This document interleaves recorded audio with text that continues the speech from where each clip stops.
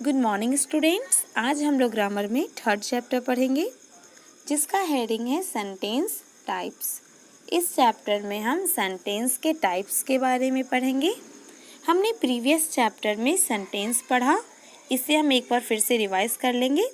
A sentence is a group of words which makes complete sense. Sentence वैसे group of words को कहते हैं जो कंप्लीट सेंस देता है, जो पूरा अर्थ देता है। जैसे मैंने कुछ एग्जाम्पल्स लिया, आई रीड अ बुक।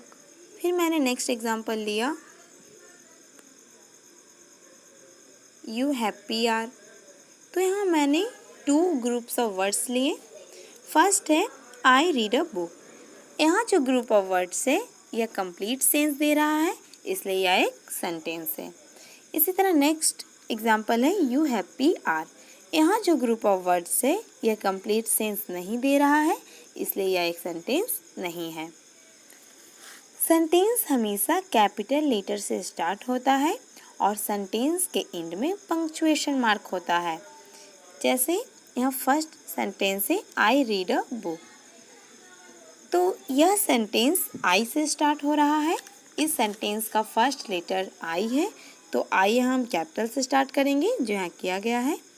और यह सेंटेंस अ स्टेटमेंट एक्सप्रेस कर रहा है, इसलिए इस सेंटेंस के एंड में फुल स्टॉप का यूज होगा, जो यहाँ किया गया है। अब नेक्स्ट है read the following groups of sentences. नीचे दिए गए ग्रुप्स ऑफ सेंटेंसेस को पढ़ें। यहाँ 4 ग्रुप्स ऑफ सेंटेंसेस हैं।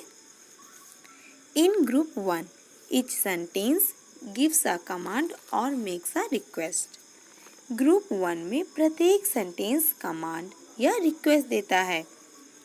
तो यह कमांड का अर्थ है ऑर्डर देना, और प्लीज़ या काइंडली वर्ड्स का यूज़ रिक्वेस्ट वाले सेंटेंस में किया जाता है। तो यहाँ जैसे ग्रुप 1 में कुछ सेंटेंसेस हैं, stand up, open your book, read the first lesson, don't look about. तो इन 4 सेंटेंसेस से ऑर्डर दिया जा रहा है, इसलिए सभी कमांड वाले सेंटेंस है। फिर नेक्स्ट सेंटेंस है please make room for me, please pass me the television remote. तो इन सेंटेंसेस से रिक्वेस्ट किया जा रहा है। इन सेंटेंसेस में प्लीज़ वर्ड का यूज़ है, तो इन सेंटेंसेस से रिक्वेस्ट किया जा रहा है, इसलिए दोनों रिक्वेस्ट वाले सेंटेंस है। और कमांड या रिक्वेस्ट वाले सेंटेंस के एंड में फुल स्टॉप का यूज़ किया जाता है, जो यहाँ किया गया है। In group 2 each sentence ask A question.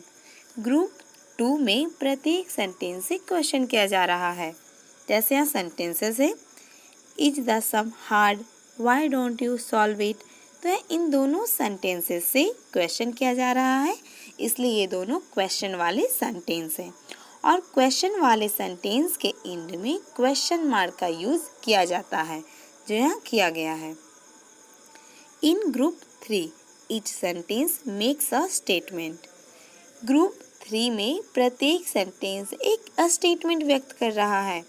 जैसे यहाँ सेंटेंसेस है Rama is a cricketer, he also plays hockey, he does not play football.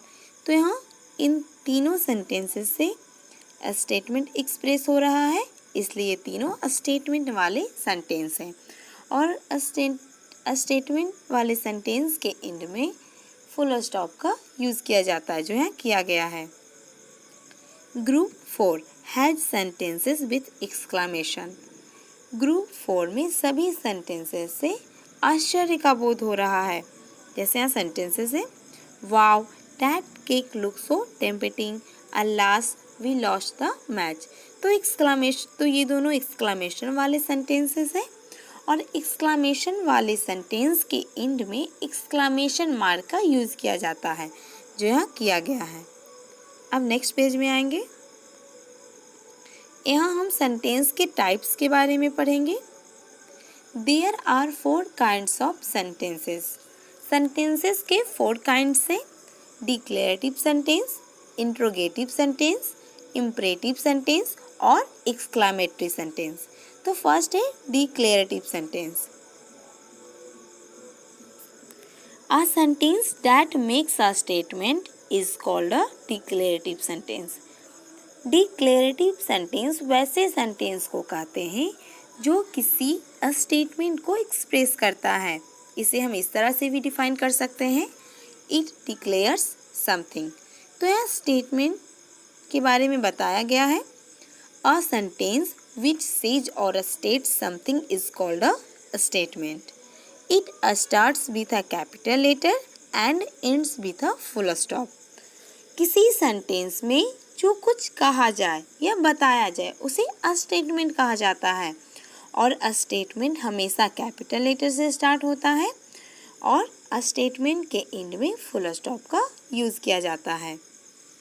जैसे मैंने यहाँ कुछ एग्जांपल्स लिया।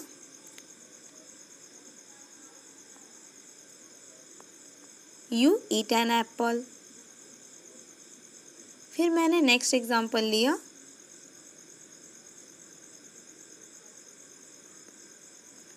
Ram is kind.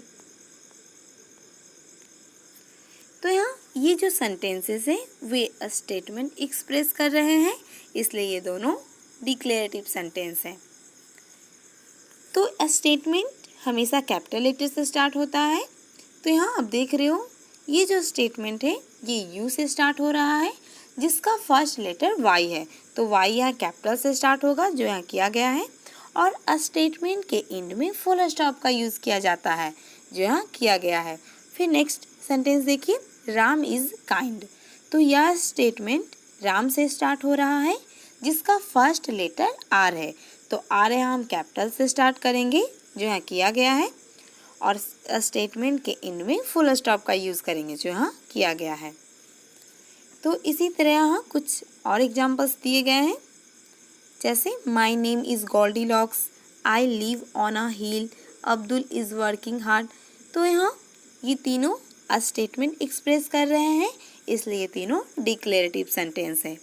और डिक्लेरेटिव सेंटेंस में पहले सब्जेक्ट आता है और फिर वर्ब और फिर अदर वर्ड्स आते हैं। जैसा कि आप देख रहे हो यहाँ पहले सब्जेक्ट है, फिर वर्ब है और फिर अदर वर्ड्स हैं। इसी तरह डिक्लेरेटिव सेंटेंस का स्ट्रक्चर होता है। अब नेक्स्ट है interrogative sentence. A sentence that asks a question is called an interrogative sentence. जिस सेंटेंस से कोई क्वेश्चन किया जाता है उसे इंट्रोगेटिव सेंटेंस कहते हैं। जैसे मैंने कुछ एग्जांपल्स लिया, व्हाट इज़ योर नेम। फिर मैंने नेक्स्ट एग्जांपल लिया, आर यू सैड। फिर मैंने नेक्स्ट एग्जांपल लिया,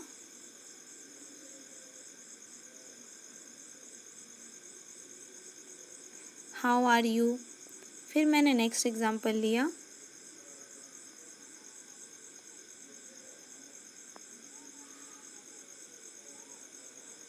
इज राम इल। तो यहाँ मैंने 4 सेंटेंसेस लिए। तो ये सभी सेंटेंसेस इंट्रोगेटिव सेंटेंस है क्योंकि इन सभी सेंटेंसेस से क्वेश्चन किया जा रहा है, इसलिए ये सभी क्वेश्चन वाले सेंटेंस है, इंट्रोगेटिव सेंटेंस है। और इंट्रोगेटिव सेंटेंस किसी इंट्रोगेटिव वर्ड या एक्सिलरी वर्ब से स्टार्ट होता है, और इंट्रोगेटिव सेंटेंस के एंड में क्वेश्चन मार्क का यूज़ होता है। तो यह इंट्रोगेटिव वर्ड्स जैसे who, whom, when, what, how, whose, where, तो ये सभी इंट्रोगेटिव वर्ड्स हैं। फिर नेक्स्ट है एक्सिलरी वर्ब, तो जैसे is, am, are, was, were, has, have, had, do, does, did, shall, तो ये सभी एक्सिलरी वर्ब हैं। तो इंट्रोगेटिव सेंटेंस किसी इंट्रोगेटिव वर्ड या एक्सिलरी वर्ब से स्टार्ट होता है, और इंट्रोगेटिव सेंटेंस के एंड में क्वेश्चन मार्क का यूज़ किया जाता है। तो यहाँ आप देख रहे हो यहाँ जैसे व्हाट, हाउ, ये दोनों इंट्रोगेटिव वर्ड है, और आर और इज ये दोनों एक्सिलरी वर्ब है, और इंट्रोगेटिव सेंटेंस के एंड में क्वेश्चन मार्क का यूज़ किया जाता है जो यहाँ किया गया है। नेक्स्ट है imperative sentence. A sentence that expresses an order, a request or a piece of advice is called an imperative sentence. जिस सेंटेंस से ऑर्डर, रिक्वेस्ट या एडवाइस का भाव व्यक्त हो उसे इम्परेटिव सेंटेंस कहते हैं। जैसे हम मैंने कुछ एग्जांपल्स लिया।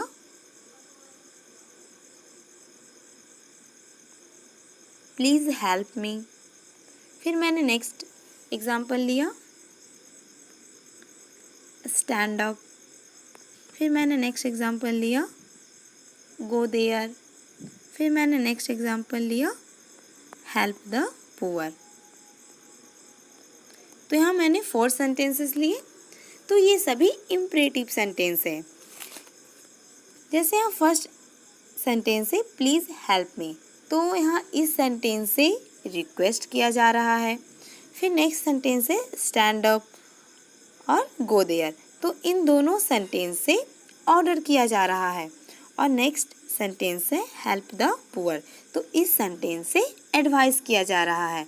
हमने पढ़ा इम्परेटिव सेंटेंस वैसे सेंटेंस को कहते हैं जिस सेंटेंस से ऑर्डर, रिक्वेस्ट या एडवाइस का भाव एक्सप्रेस होता है, उसे इम्परेटिव सेंटेंस कहते हैं। तो यहाँ आप देख रहे हो इस सेंटेंस से रिक्वेस्ट किया जा रहा है, इन दोनों सेंटेंस से ऑर्डर किया जा रहा है और इस सेंटेंस से एडवाइस किया जा रहा है। तो इस तरह ये तीनों इम्परेटिव सेंटेंस है। और इम्परेटिव सेंटेंस के एंड में फुल स्टॉप का यूज होता है जो यहाँ किया गया है। अब नेक्स्ट है exclamatory sentence. A sentence that expresses a strong feeling is called an exclamatory sentence. जिस सेंटेंस से प्रसन्नता, दुख, आश्चर्य, घृणा या प्रशंसा की तीव्र अभिव्यक्ति का बोध होता है उसे एक्सक्लेमेटरी सेंटेंस कहते हैं। जैसे मैंने कुछ एग्जांपल्स लिया,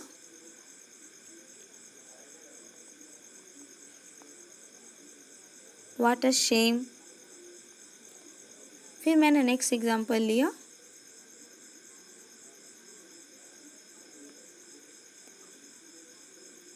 हाउ वेल शी सिंग्स।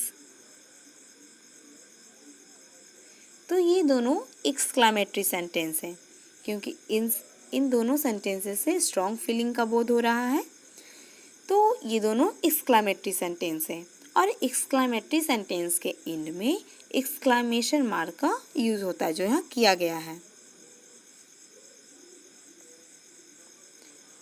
अब यहाँ हम डिक्लेरेटिव सेंटेंस के टाइप्स के बारे में पढ़ेंगे। तो डिक्लेरेटिव सेंटेंस के 2 टाइप्स होते हैं, अफर्मेटिव सेंटेंस और निगेटिव सेंटेंस। यहाँ अफर्मेटिव होगा। तो फर्स्ट है अफर्मेटिव सेंटेंस। तो अफर्मेटिव सेंटेंस ऐसे सेंटेंस को कहते हैं जिसमें निगेटिव वर्ड्स का यूज़ ना हो।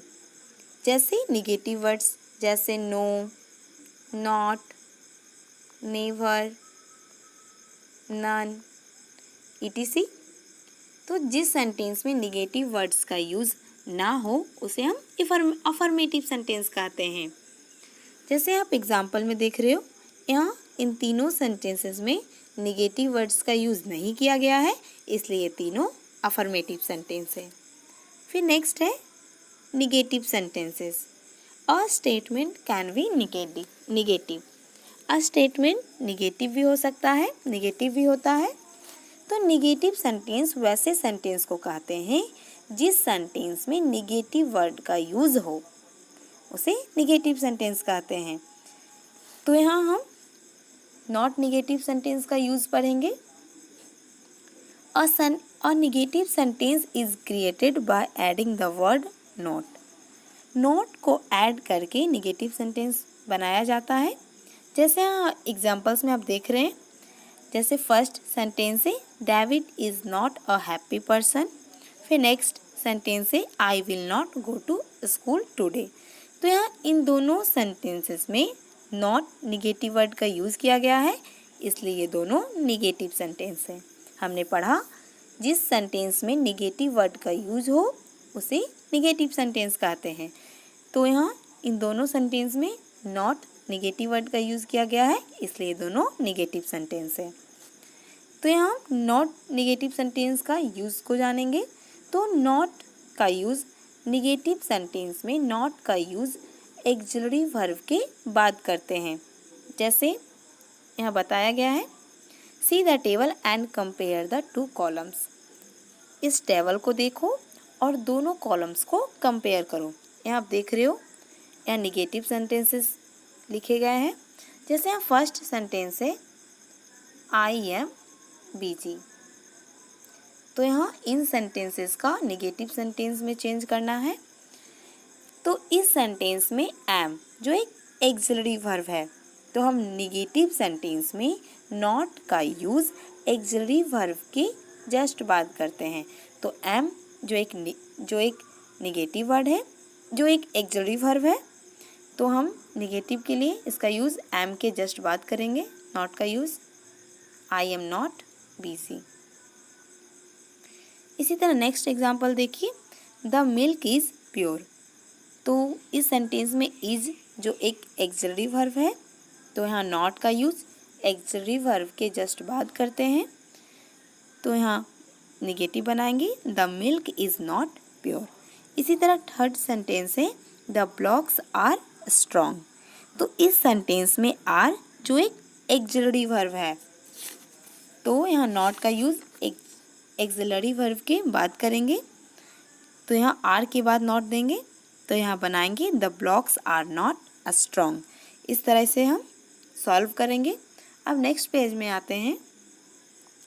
Exercise 1, change the following into negative sentences. नीचे दिए गए सेंटेंसेस को निगेटिव सेंटेंसेस में चेंज करना है। जैसे यहाँ फर्स्ट क्वेश्चन है आई एम लेट।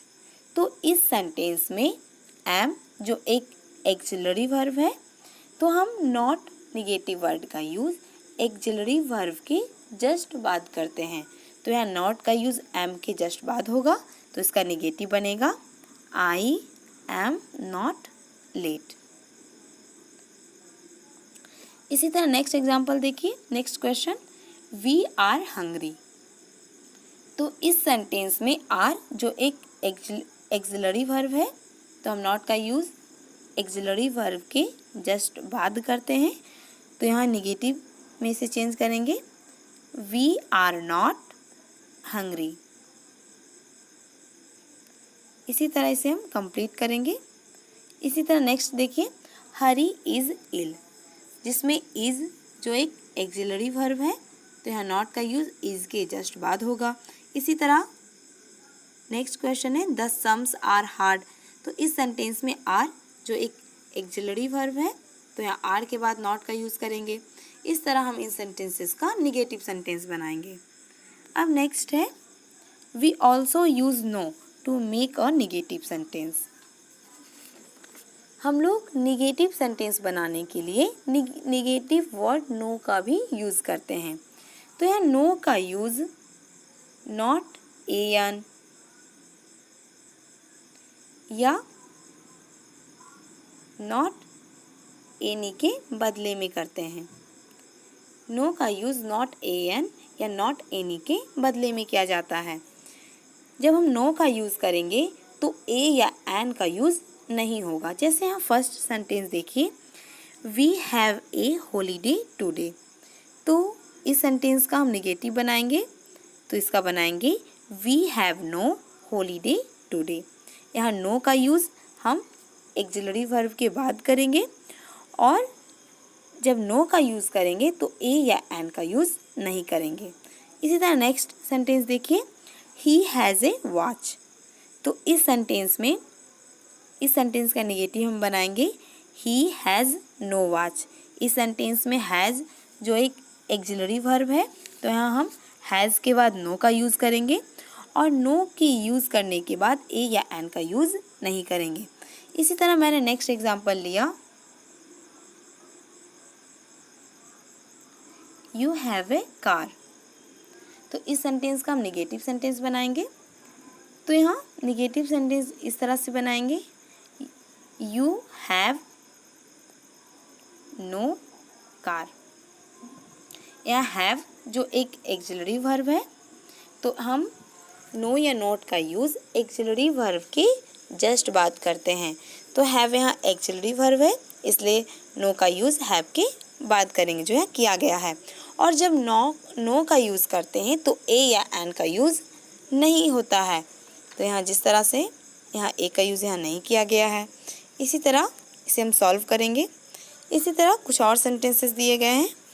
फर्स्ट है we shall wait for you, जिसमें शैल जो एक एक्सिलरी वर्ब है, तो यहाँ नॉट का यूज़ एक्सिलरी वर्ब के जस्ट बाद होगा, तो इसका नेगेटिव बनाएंगे we shall not wait for you.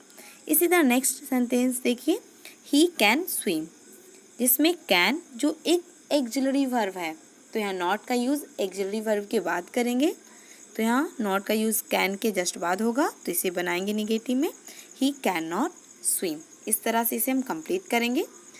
अब नेक्स्ट है exercise 2, change the following into negative sentences. नीचे दिए गए सेंटेंसेस को नेगेटिव सेंटेंसेस में चेंज करना है। जैसे क्वेश्चन नंबर ए देखिए, माई father will start next Monday. तो इस सेंटेंस में विल जो एक एक्सिलरी वर्ब है, तो यहाँ नॉट का यूज़ एक्सिलरी वर्ब के जस्ट बाद करते हैं, तो यहाँ इसका नेगेटिव होगा my father will not start next Monday. इसी तरह नेक्स्ट सेंटेंस देखिए, I shall take some money with me. तो इस सेंटेंस में शैल जो एक एक्सिलरी वर्ब है, तो यहाँ एक्सिलरी वर्ब का यूज़ एक्सिलरी वर्ब के बाद हम नॉट का यूज़ करेंगे, तो इसका नेगेटिव बनेगा I shall not take some money with me. फिर नेक्स्ट है I will carry the load. तो विल जो एक एक्सिलरी वर्ब है, तो यहाँ नॉट का यूज़ हम एक्सिलरी वर्ब के बाद करते हैं, तो यहाँ इसका नेगेटिव बनेगा आई will not carry the load. इस तरह एक्सरसाइज 2 को कंप्लीट करेंगे। अब नेक्स्ट में देखिए,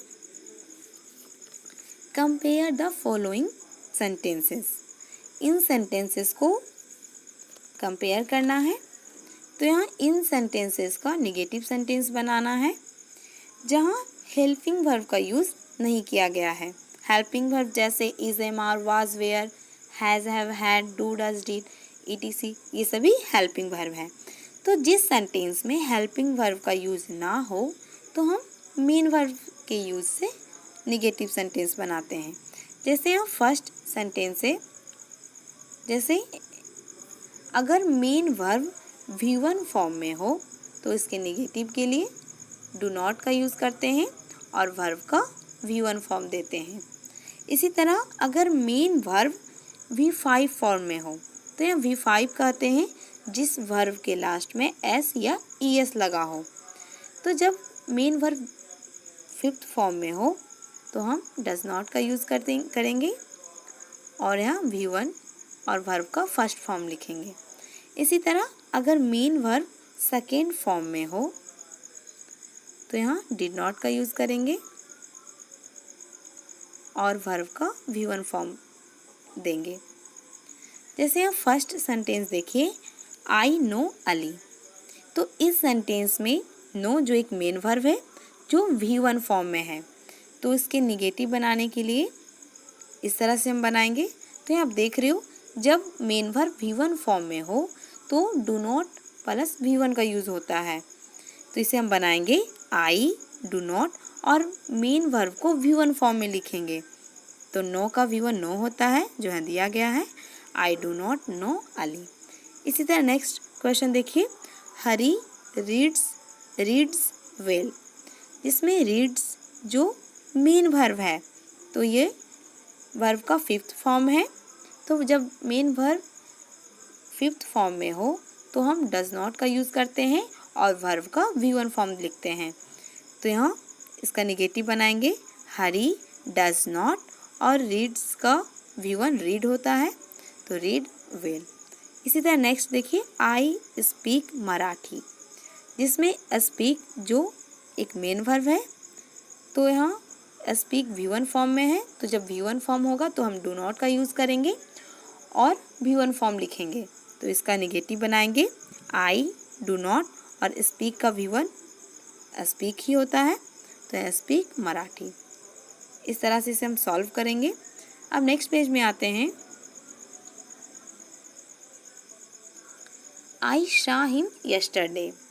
तो इस सेंटेंस में सॉ जो एक मेन वर्ब है जो सेकेंड फॉर्म में है, यहाँ मेन वर्ब सेकेंड फॉर्म में है, तो यहाँ डिड नॉट का यूज़ करेंगे और वर्ब का V1 फॉर्म लिखेंगे। तो यहाँ इसका निगेटिव बनाएंगे।